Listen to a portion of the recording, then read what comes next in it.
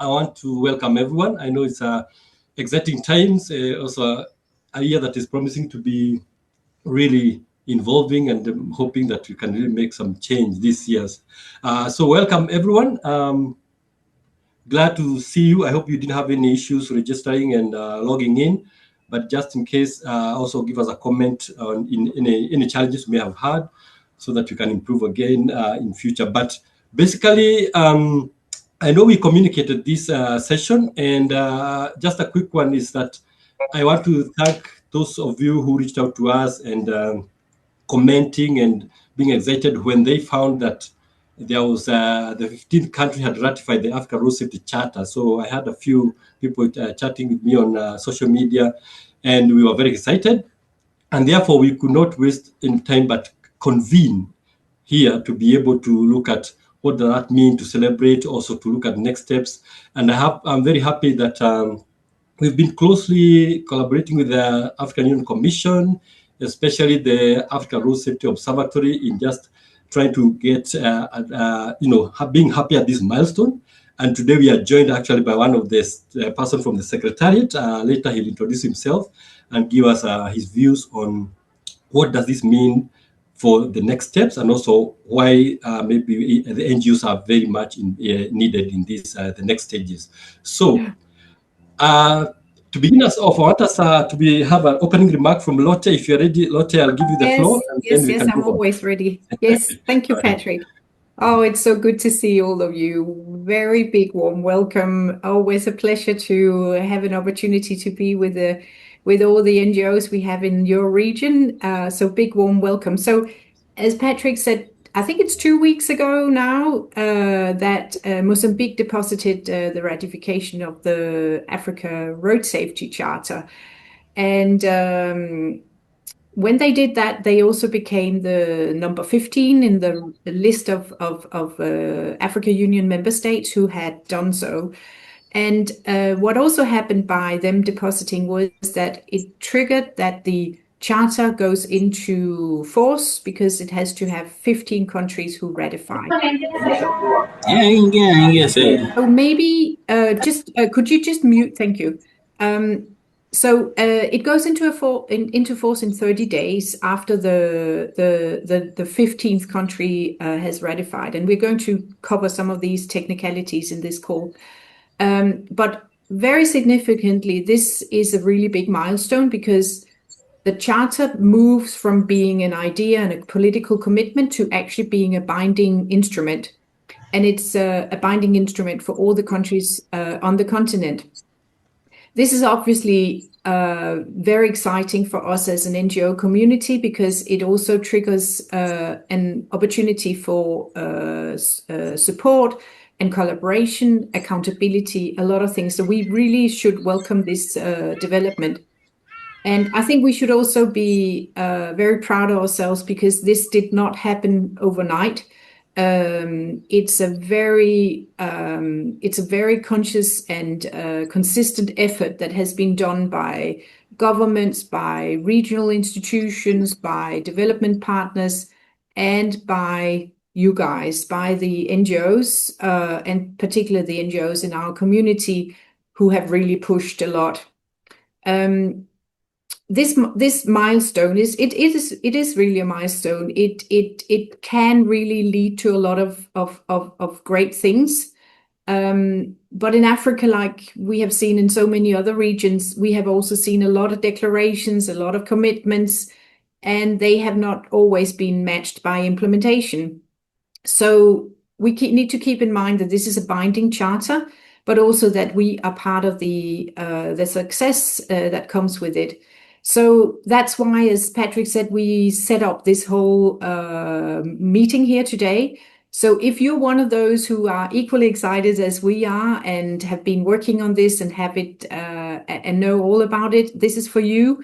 It's also for you who might not really know the charter and are wondering why you should be interested in this. Also, maybe you're not quite sure what the charter is about and want to learn more about that. That's a really good reason for being here today. So without further ado, I just want to welcome you and Patrick, back to you, and excited about this meeting. Thank you. Thank you, Lotte. And therefore, that actually gives us a very good introduction into what we are going to look at today. And allow me to share my slide as we start the session today. So the usual, I think we've been here before, the usual housekeeping rules is to make sure that you're muted unless you're speaking so that we avoid any interruption from your background.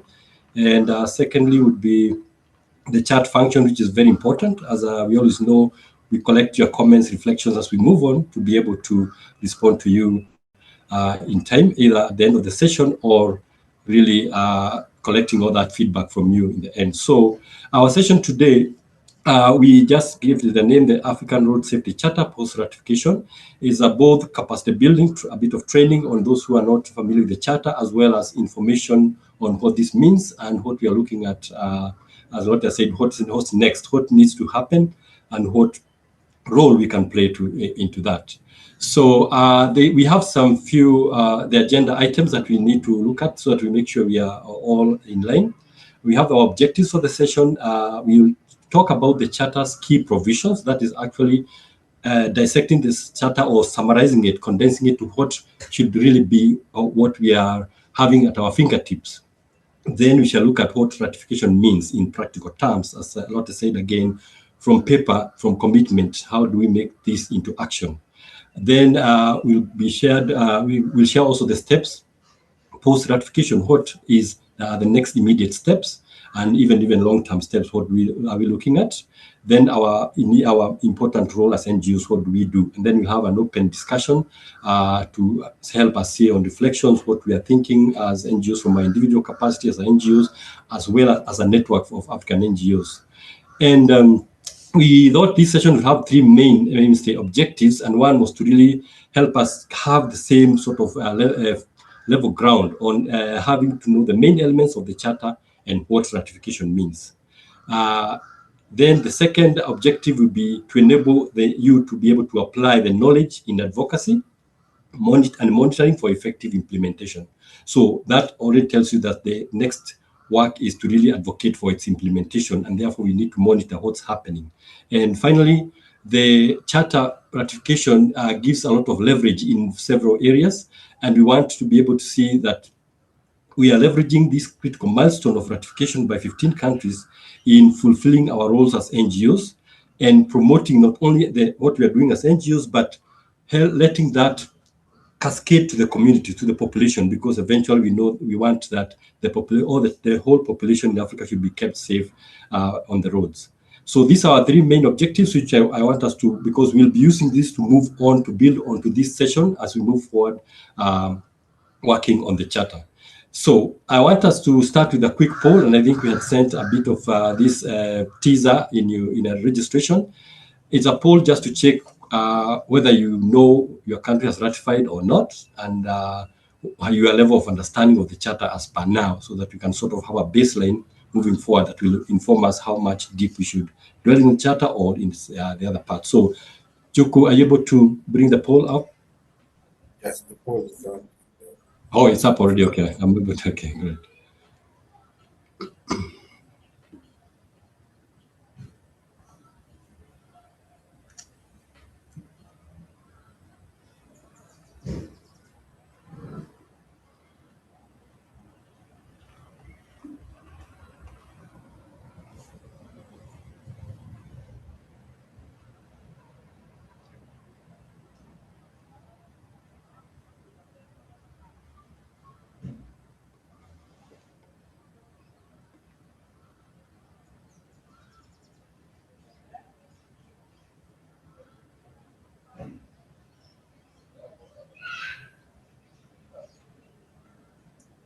We have a 57% response rate.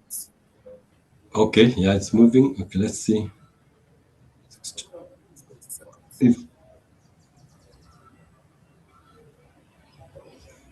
So there are two questions, just to note, and then if we can hit 65 to 70, that would be good. We can look at. Moi, je peux remettre mon image là-bas.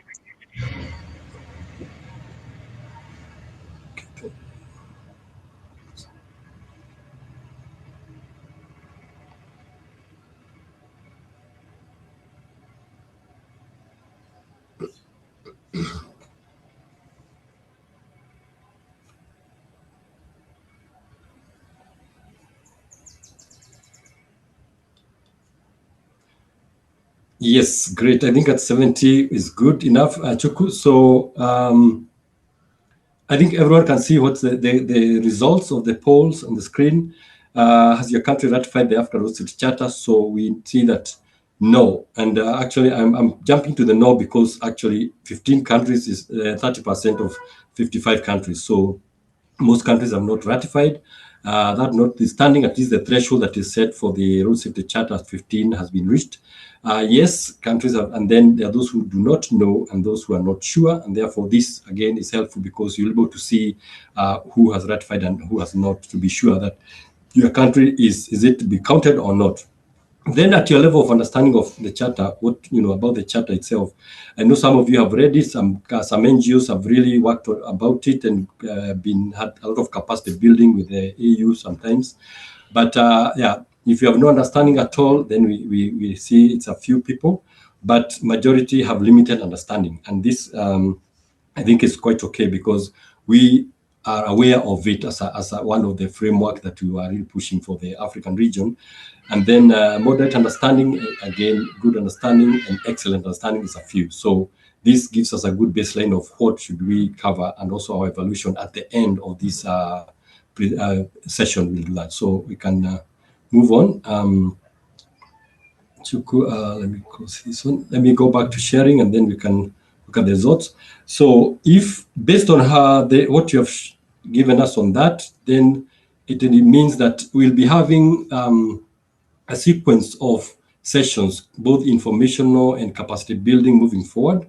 And if you are really, and you should be interested, then please be sure to join those sessions to be able to increase your understanding on that. So here is the representation of the countries that have ratified, shown on this map and also on the table on the right side. So the 15 countries. So what you can look at this map to help you to see, for example, concentration of ratifying countries in the west and on the south, and a few in the middle.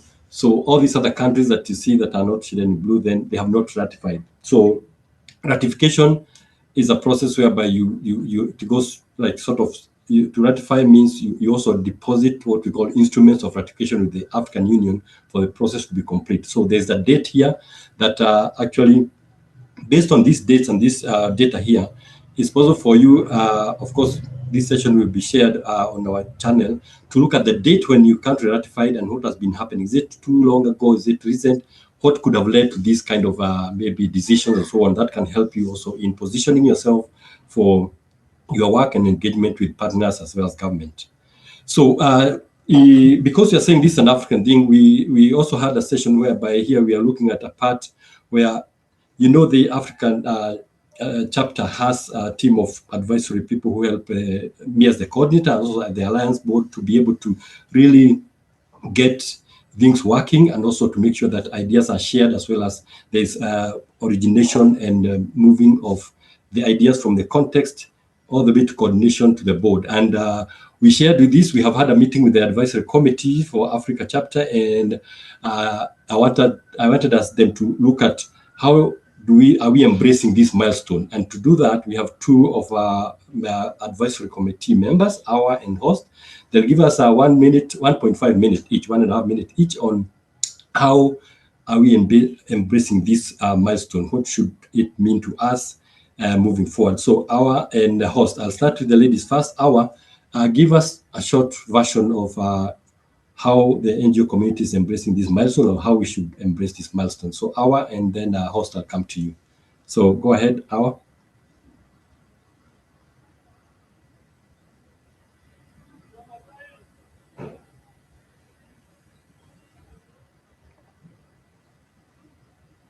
You're muted, our, if you can unmute yourself. You hear me now? Yes, please, go ahead. We have about 2 minutes, if you don't mind. Okay, thank you, Patrick. Thank you, Lotte. Thank you, all the members of the Africa Alliance and the Global Alliance. And today, what I can say is it's a historic day for us. The ratification of the African Road Safety Charter is not just a political milestone, it's a moral commitment, a commitment to our children, our families, our communities, a commitment to life. It's a long time since our first meeting, and I think I know that all of you remember this meeting. And oh, I lost my. Do you hear me? Yes, we can hear you, Awa. You don't see me anymore. Okay, I have connection issues. Okay, it's a long time since 2009 in Brussels. I know that many of you remember it, and as a former member of the board of the Alliance, I have some issues with internet. Do you hear me? Yes, yes, go ahead. I'll let you know You when hear we me? can't Okay, hear you. okay. I think that now we can see how a small group of determined civil society leaders grew up into a powerful global movement. And today, I'm happy that Africa carrying the heaviest burden of road traffic fatalities in the world, because behind every statistic, it's a face, a name, a dream interrupted. We have the continent with the youngest population, but the highest burden and the highest risk. The African Road Safety Charter gives us a framework, but framework alone do not save lives. Implementation saves lives. Sorry? Can you please mute your mute? Okay, mute. Okay, please. We are the continent with the youngest population, and the Africa Road Safety Charter gives us a framework, but framework alone do not save lives. Implementation saves lives. Accountability saves lives, and leadership saves lives. And this is where African NGOs come in. We are not only observers of change, we are drivers of change. We are the voice of victims when systems are silent. We are the bridge between communities and policymakers. We are the conscious of a whole continent. Our vision for Africa is clear, and Africa. Oh, I have many issues with my internet. Really sorry for that. I'm gonna share anyway this. And Africa where no mothers fears the journey for school, and Africa where transport systems are safe, inclusive, and accessible, and Africa where road safety is integrated into development, climate action, urban planning, and public health. We expect that this charter, driven by AU and all African road safety leaders, will become a living instrument. We expect national action plans to be funded and implemented. We expect data systems to improve, and we expect youth, women, and victim voices to be included in decision making. As African NGO, we also have responsibilities. We must strengthen our governance. We must build technical expertise, and we must collaborate across borders. We must hold ourselves to the highest standards of transparency and impact, and the Charter opened doors for all this. But it's up to us. Yes, Awa, if you don't mind, I think you have actually highlighted some key things that are very important. And I think for what we have captured there, I do want you to go to the next part that we are going to look at the provisions. But thank you for alluding to the fact that we need strong governance, a lot of commitment turning into action on the ground, as well as, elaborating the collaboration that is required within the region. But in the meantime, as you're saying, keep those thoughts, and also we'll share in our sort of our depository of information that we need moving forward. What do we continue doing as NGOs? How do we support each other as a network, and so on? So thank you so much. Sorry about the short time, but I want to give the floor to host for another 2 minutes to what does it mean for NGOs embracing this milestone. Host, over to you. Thank you, Patrick. Can you hear me? Yes, go ahead. Okay. It's very unfair of you to give us 2 minutes to talk about something which we're very passionate about, but let's talk about that at another time. For me, yes, it is an immense milestone. We've been working on the Charter since 2019 and on off all the time.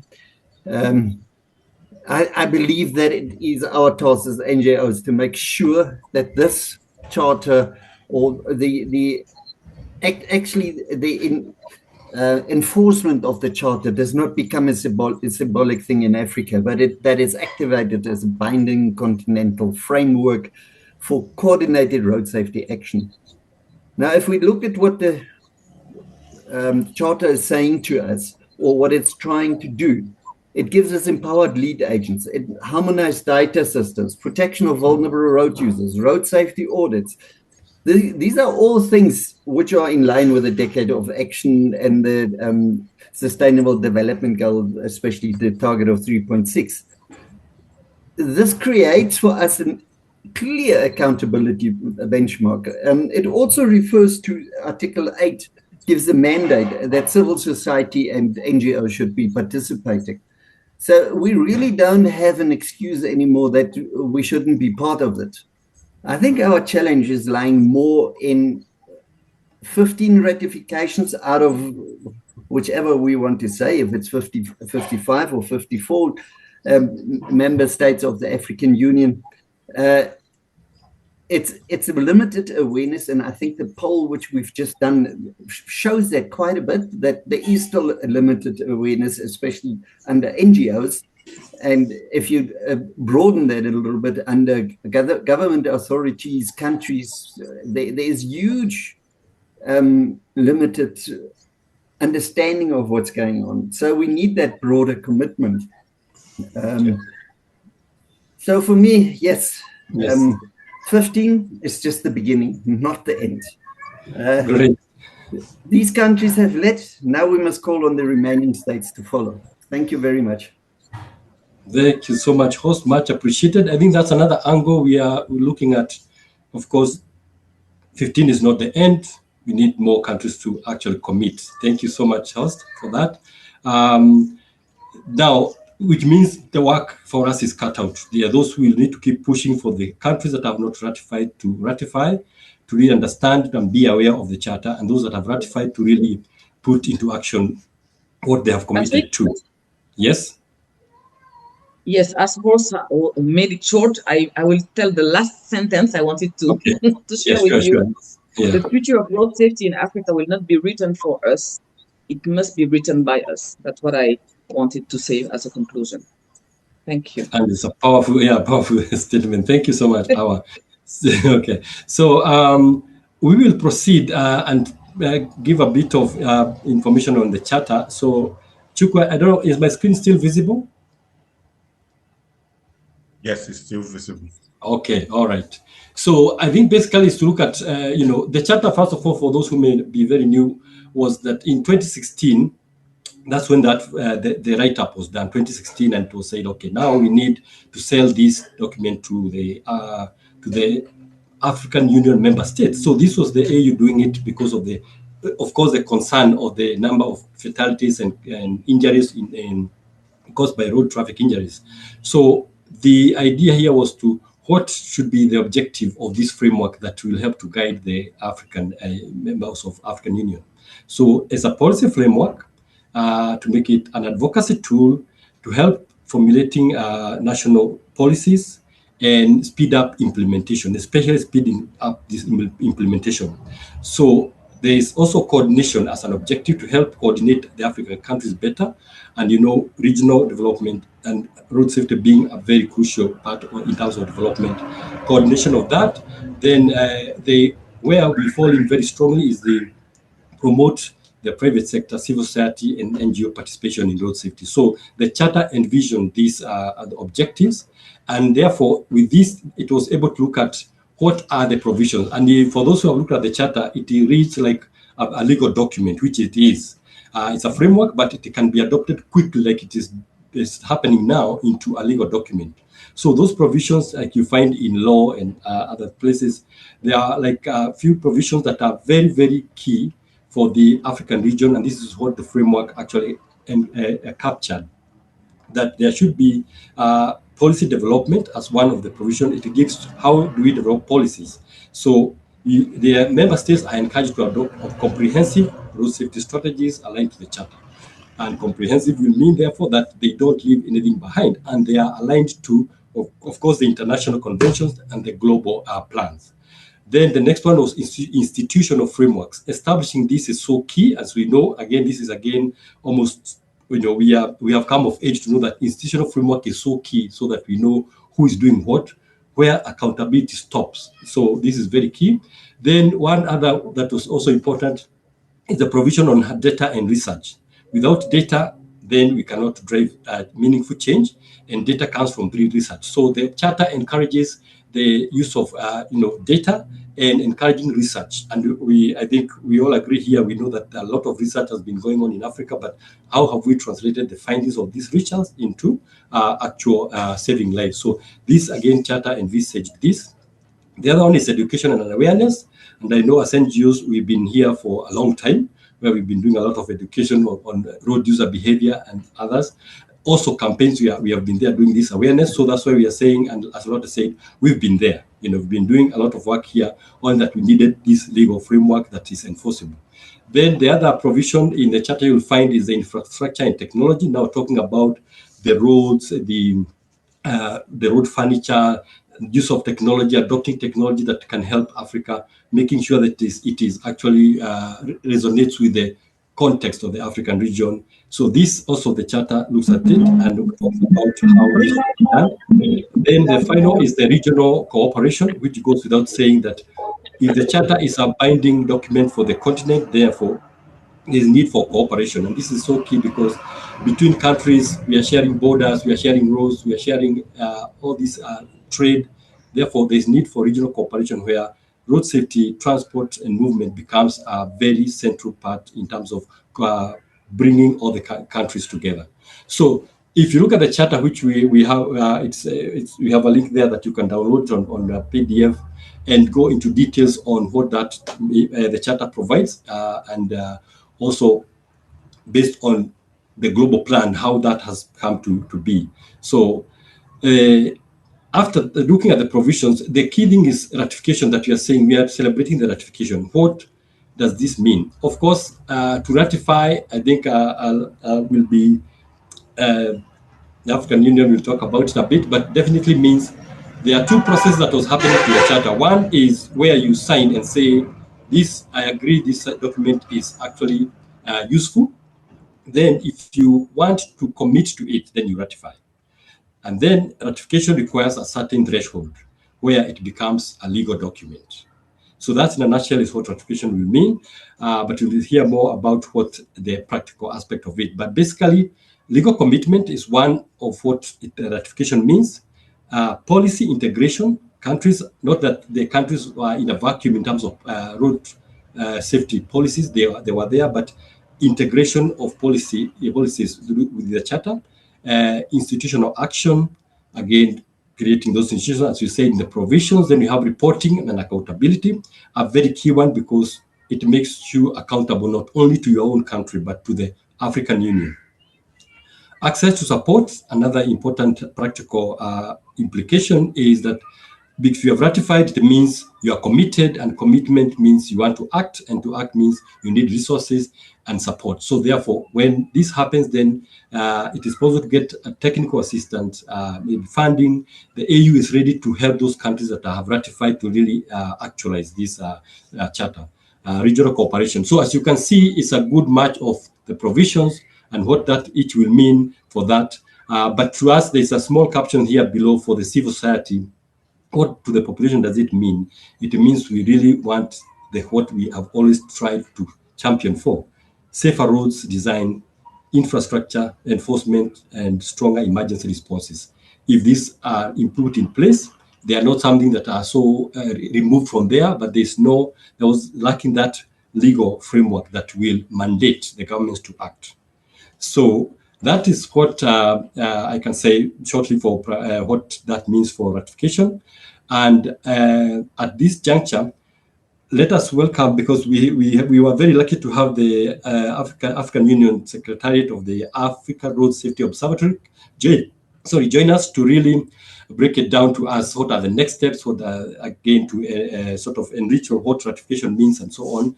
So I want to check Jonas because I can't see I can't see anybody. Jonas, are you with us? Yeah. Yes. Can you hear me? Very well, very well. Yes, introduce yourself, basically, because I know we'll work with you this journey. I know you are a friend to the NGOs. You have supported us before, and you're willing to take your time off from your busy schedule right now to be here. So please, can I think you have 2 or 3 slides to take us through.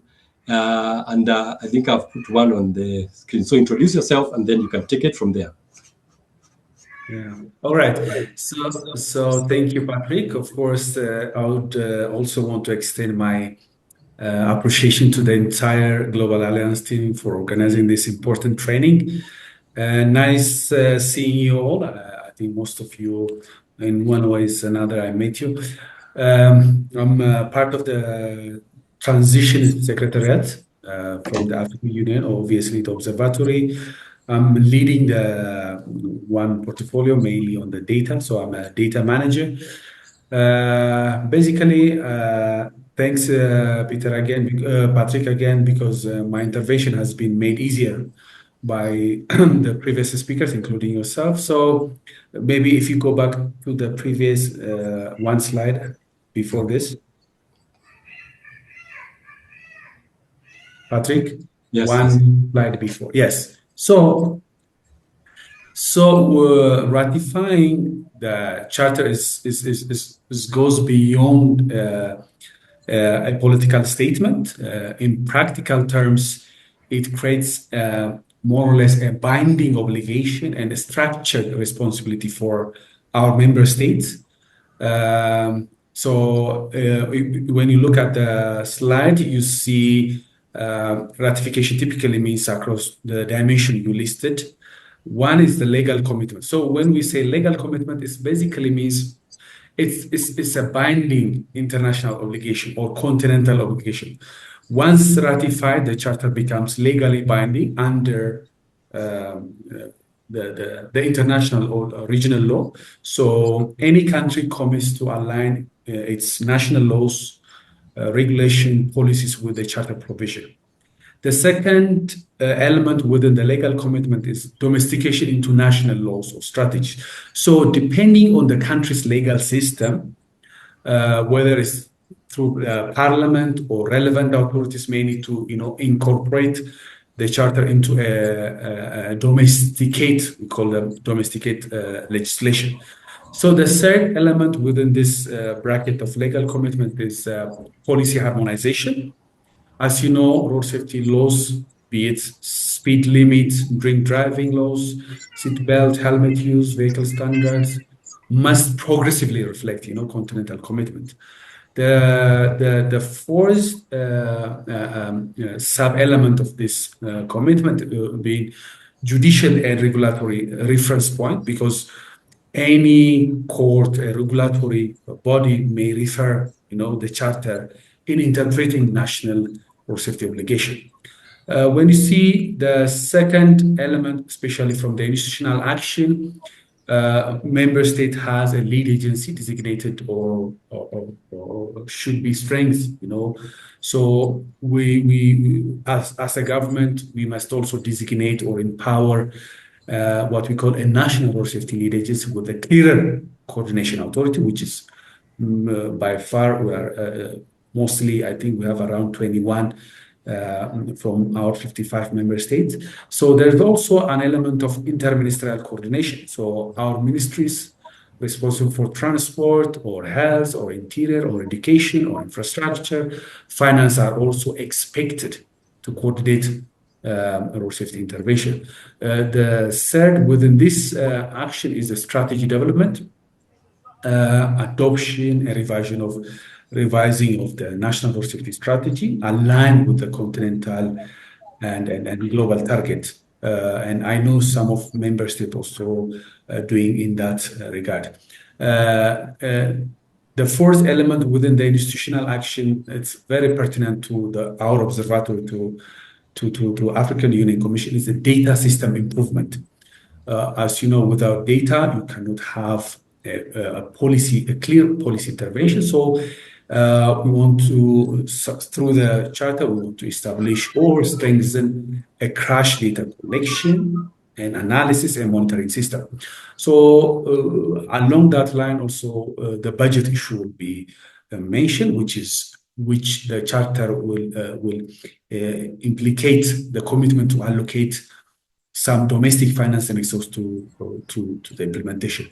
If you look at the reporting and accountability, obviously the Charter demanded a periodic report. So any member states is expected to report progress to the AUC and relevant continental mechanisms, or through performance monitoring, peer review mechanism, through Global Alliance or the Charter, the African Charter, peer review, continental benchmarking along the regions like North Africa, South, West, East, and also public accountability, which one of your big role will come out, because after civil society and key stakeholders, you can use the ratification commitment to hold government accountable for implementation gap.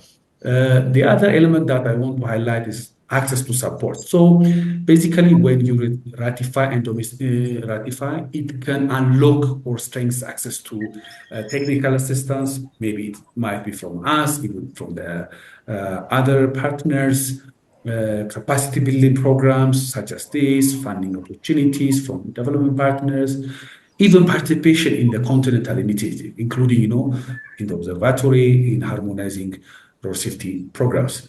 The last but not least, the regional cooperation, which have, for me, like 4 key elements, especially in terms of harmonizing standards, which align for the vehicle safety standard, enforcement, road infrastructure guidelines across the board. Of course, cross-border enhancement collaboration on issues such as, overloading, unsafe commercial transport, driver licensing recognition, corridor-based safety improvement through a joint intervention of regional transport corridors. Last but not least, knowledge sharing, especially such as this kind of platform, exchanging best practices, data, lessons learned among member states. So in summary of this slide, for me, the ratification is not only symbolic, but it should translate into, like I said, even Patrick mentioned, it's a legal obligation to align with our national laws. It should have an institutional responsibility to implement the structured road safety systems, a reporting duty, should enhance access to continental support mechanisms.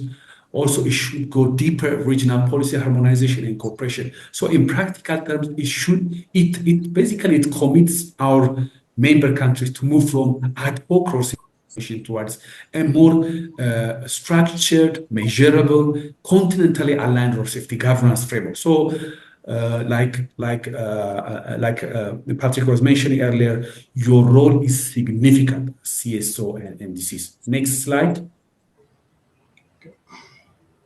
So when you see the domestication of the charter, basically it refers to the process by which, the AU as a political organ and then the member state as part of it should incorporate the charter provisions into their own national laws or administrative frameworks, after ratification. So while ratification is basically, in a simple word, is a formal commitment at the continental level, but domestication, what makes the charter standard legally enforceable within that country.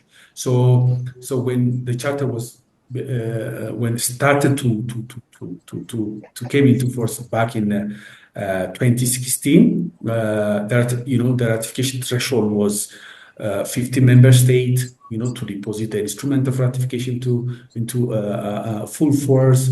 And then thanks to Mozambique, last month, February 10, it ratified and deposited the charter, leaving it just 1 month away from a fully legal effect.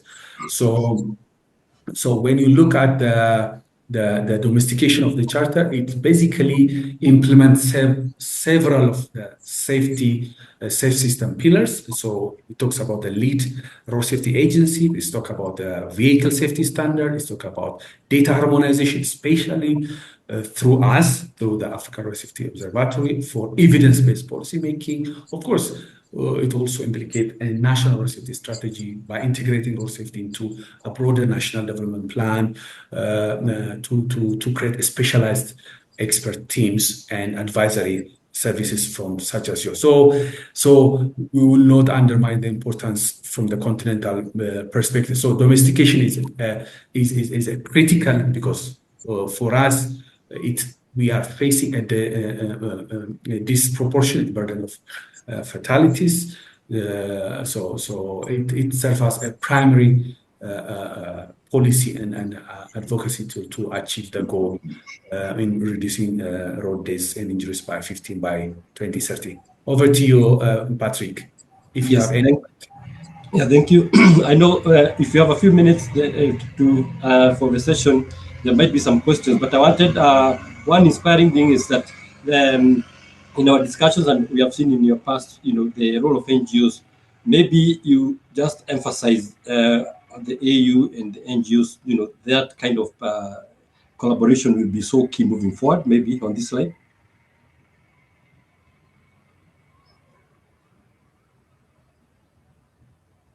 Jonas, can you hear me?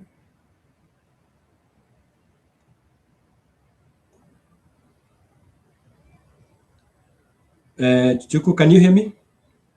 Yes, I can hear you. Jonas is on mute. Okay. Okay, yeah. I know he has mentioned. Jonas, I know you have mentioned about the NGOs require, how they are needed and all that. So I think our members have always asked us, the AU. Oh, sorry. Do you really take us as good, collaborators, partners moving forward? Yeah. Sorry, I was muted. Yeah. So, Patrick, so we believe as an African Union Commission, non-governmental organizations such as yours play a critical supporting and accountability role in advancing the implementation of the charter in terms of, ratifying, signatory, or obviously domesticating at national, even at continent. Obviously, while our member state carry the primary legal obligation, we believe NGOs act as enabler, watchdog, and technical partners. Okay, great. So thank you. That's very reassuring, and therefore this part moves us to what the alliance itself is planning, based on this milestone. And I'll pass on the floor to Chika, who you all know will give us a bit of how we are organizing ourselves, planning as the alliance, what our plans. Chika, if you take the floor and take us to this last part. Yes, thank you, Patrick, and thank you all. It's really so nice to see the excitement coming through the comments and hearing from Awa and Horst. And so I really do, agree with you all that it opens the door for us. And thank you, Jonas, for really backing us up for the significance of the NGO role. So it's really reaffirming to hear that from you as part of the AUC. So we really want to leverage this momentum and this milestone for the continent. And so, of course, Alliance, we're going to be with you on this whole journey. As Horst said, it's only the beginning. It is not the end. And so we have a set of activities in mind. And this is a really just a snapshot of what is coming in the next few years. And we have a formal program that we have started with the support of the European Union. But we just wanted to have this session really celebrating the fact that the charter has been ratified. So that's the center of this session, and we will have other sessions subsequently to go more into detail of how Alliance is going to be supporting the NGO community. But we just wanted to share with you just as a broad overview. So, of course, the Alliance as a network of the road safety NGOs, we want to continue to lead and strengthen that network and utilize this strong community that we have built up, like Awa is referring to the history of, how we have become so strong and so united. So let's keep on using that. So that's what we're here for. the alliance. And the second, we are going to be actively collaborating with the Africa Union Commission, and they are a significant part of this charter, the advocacy, as well as the pushing further ratification, as well as the implementation of it. And so we want to make sure that the alliance is facilitating this enabling environment for NGOs to work with not only the Africa Union, but also the member states, because they are the implementers after all. And then third, we want to continue to facilitate the NGO engagement with the government in your respective countries. So every country has its own context. We're not all countries are starting at the same baseline, and so on. And so one of the ways that we are going to start is a survey with the governments to really understand where they are in terms of, and how ready they are in turning this ratification into implementation, being translated on the ground. And so it's really important as NGOs to understand where government headspace is, what their attitude is, so that we can effectively engage them as we push them forward towards implementation. So we will be, let's use this network and mobilize each other, and stimulate each other to mobilize the governments to participate in this very important survey, which we will cover in subsequent sessions. We're also here to coordinate our response as an NGO, as a united continental voice. And one of the ways we will be doing that, we will have a survey just about to hear the NGO voice, but also importantly, we will be monitoring with you the ratification status as well as the implementation status of the charter.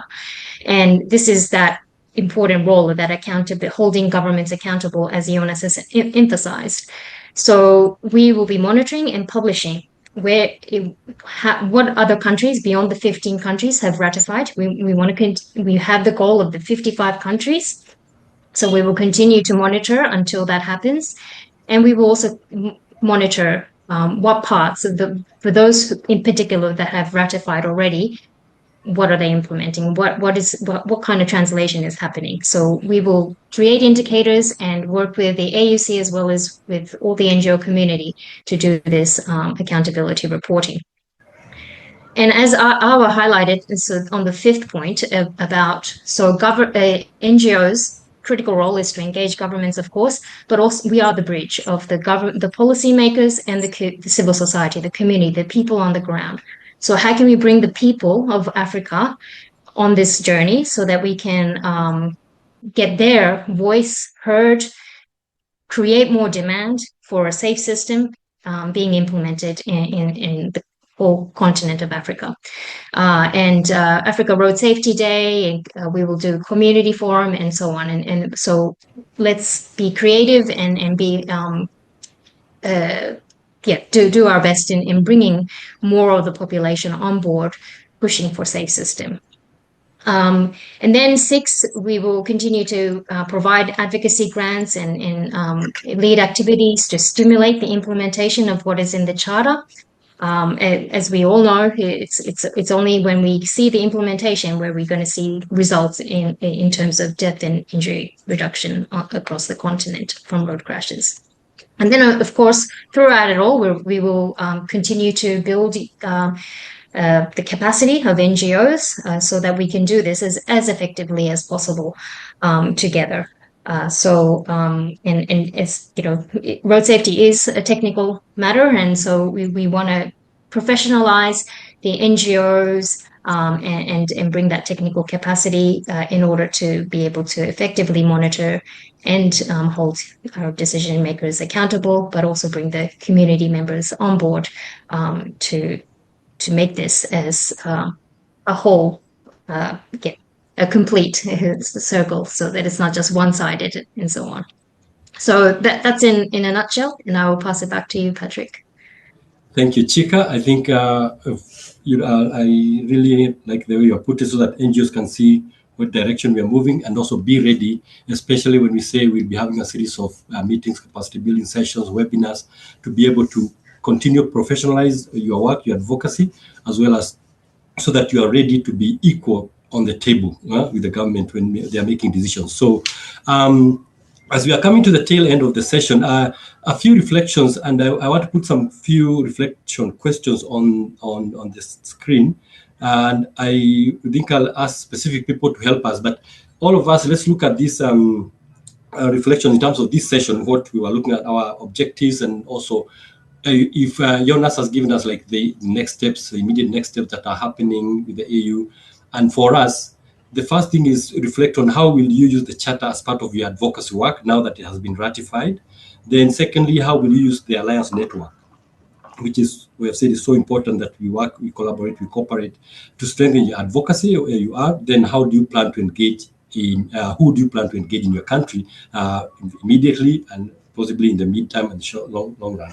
So I want to start by, I think I'll ask Thomas, are you with us? Thomas from Zambia Road Safety Trust.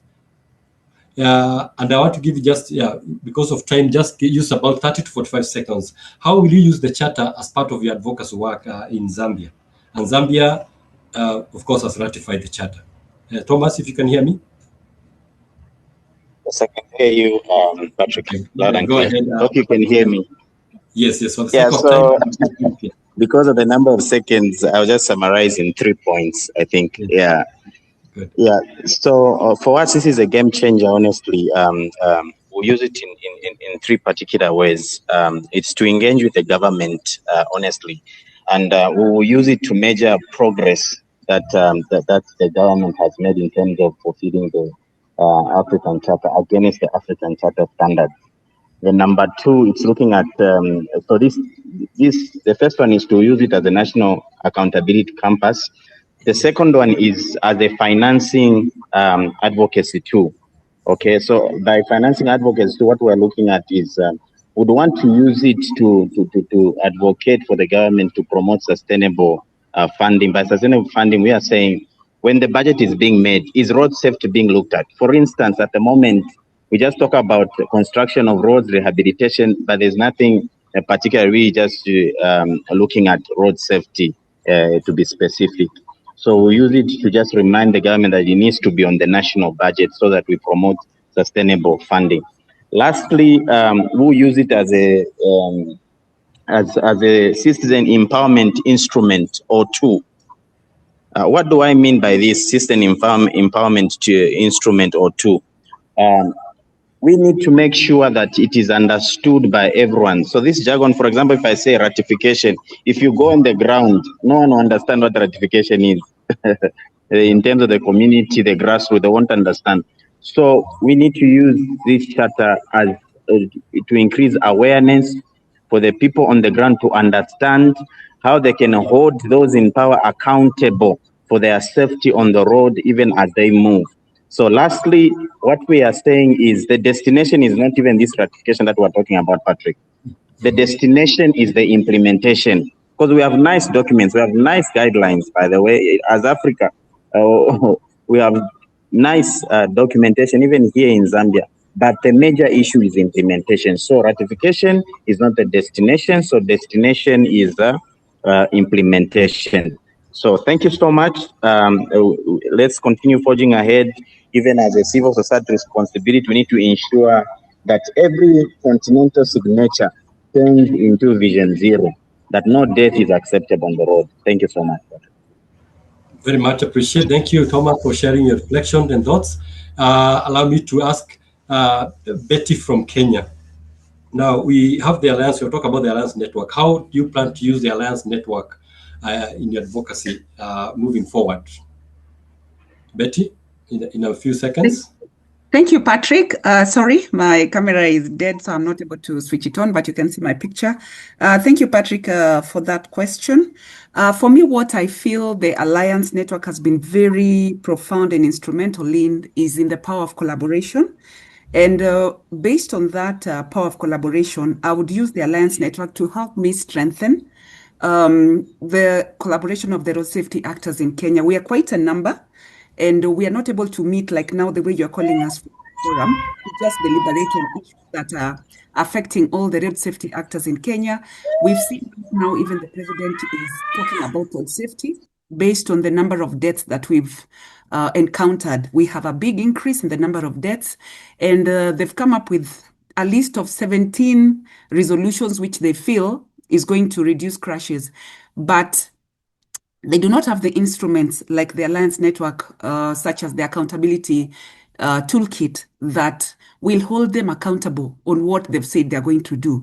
So my main focus coming from the Alliance Network would be to leverage on that power so that we're able to push for quick adoption of policies, and also have targeted experts, who are able to have policy advocacy in some of these areas that the government has mentioned. And with the charter that we have not even signed, that's another place that this collaboration can help us a lot. By leveraging on that, then we can push the government, because I know it's at the cabinet level. Now that they're speaking about it, it's time for us, road safety actors, to come forward and tell them, let's ratify this so that we are also in the loop of the AU in terms of coming up with the road safety strategies that are workable instead of putting them on paper. We don't want them on paper anymore. Thank you. Thank you so much, Betty. Very encouraging. I hope Kenya will sign, will ratify. And I want to thank you. I want to come to lastly to South Africa, which has not signed also. Zaitun, based on this development, who do you plan to engage moving forward in a few seconds? Patrick, I really like Chika's presentation on alliance support and coordination, because I think that it's really critical for us. And the charter in itself, it creates that framework for co-creation for the solutions for Africa as a collective. But I think most importantly, it's also giving us the opportunity to sort of like shake the tree and get a seat at the table with our lead agencies and government players. I don't necessarily think there's been enough seriousness placed on the work that the NGOs are doing within South Africa.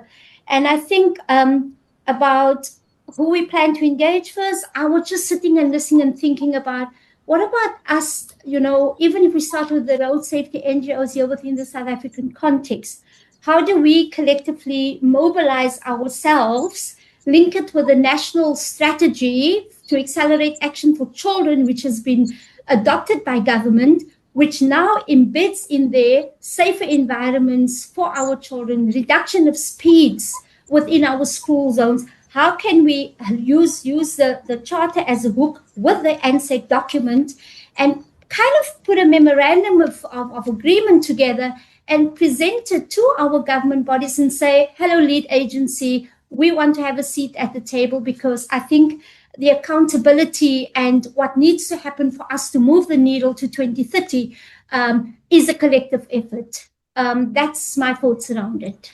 Awesome. Thank you so much. At least you have targeted the lead agency, and I think bringing together the NGOs in South Africa together as one collective voice, that would really be useful. And we hope you'll be able to do it and give us a positive report. So as we come to the end, I want us to, first of all, to say thank you when I know we need more time. This was just a teaser of the things that are coming. And I want a lot of your thoughts, your contributions, and what is really happening, your experiences at own countries, so that we can pollinate what ideas we have from different countries based on the different levels, profile, context, and so on. But so this was short, and thank you so much. We are over the time, but I wanted us to, first of all, we'll have a quick evaluation that will be on the screen, but at the same time, we have a communication announcement from our comms team, and I want to give the floor to our new comms director to introduce herself and give us the important announcement she wants to do. And then as you do your evaluation, remember, your evaluation is what has made us improve continuously as we move on. So please take a few minutes. It's a quick questions. It's anonymous. Just let us know how the session was, how it helps you, and moving forward, we'll use that as improvement. So over to you, Marinelli. Thank you, Patrick. And good afternoon, everyone, and thank you for joining. I already introduced myself on the WhatsApp group of the Africa chapter, so most of you already saw my name, but now you can see also my face. I know we don't have much time, but I'd like to briefly introduce this year's May campaign, which many of you have participated in before. So in 2026, we're at the midpoint of the Decade of Action for Road Safety, and this year, the campaign focuses on a simple but important question. Are road safety commitments actually reaching the streets? And over the past 2 years, many of you have used mobility snapshots to document conditions for walking and cycling at intersections in your cities. So those assessments help highlight gaps such as missing pedestrians, crossings, lack of speed management, or unsafe infrastructure for cyclists. So this year, we want to take the next step. Instead of only documenting problems, the campaign will focus on checking progress. In other words, we want to see whether commitments made by authorities are being implemented where people actually walk and cycle. To do this, NGOs can participate in 2 ways. So we have first, if your organization has already conducted a mobility snapshot before, we encourage you to revisit that same location and reassess the conditions. So this allows you to see whether improvements have been made and to use that evidence to engage decision makers. Second, if your organization has not yet conducted a mobility snapshot, you can participate by doing your first assessment. This will create a baseline that can support your advocacy in the future. So both approaches are equally valuable because together they help us build a global picture of progress and remaining gaps. The campaign will take place during the last week of May, from the 25th to the 29th of May. Between now and then, we will provide guidance and walkthrough sessions to support you. These sessions will explain how to reassess the site, how to document your findings, and how to use the evidence in advocacy with authorities and media. During the campaign week, the participating NGOs will visit the selected intersections, collect updated information, or conduct the assessment. You will capture photos and carry out at least one advocacy engagement. For example, a meeting with local authorities, a letter, or media outreach. After the campaign, we will compile the results and share the findings through the global map that we have, and we'll have some campaign communications as well.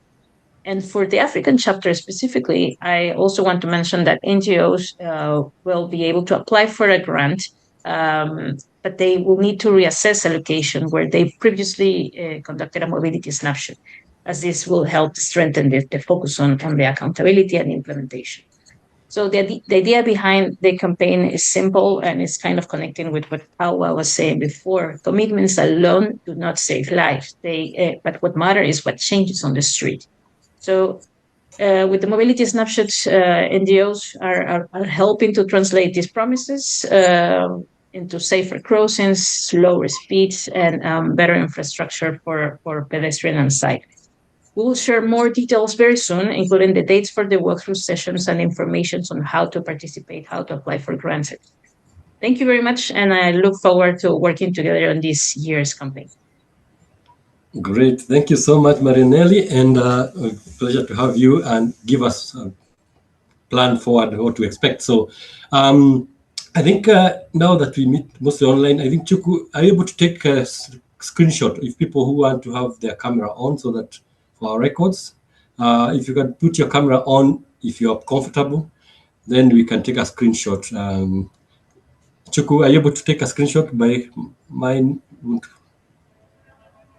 Yes. Okay, you can, yeah.